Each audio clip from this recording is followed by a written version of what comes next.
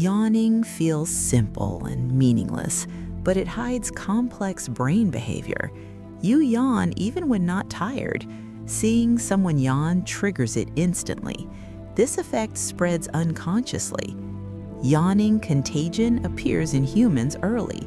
Children develop it around age 4. It activates empathy-related brain regions, the same areas used for social bonding. People with stronger empathy yawn more. Psychopaths show reduced contagious yawning.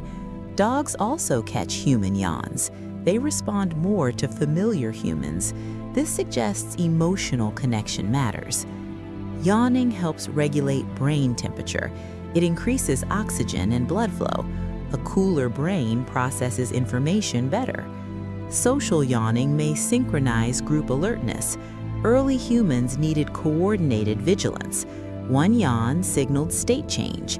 Groups shifted rest or awareness together. Yawning connects physiology with social awareness.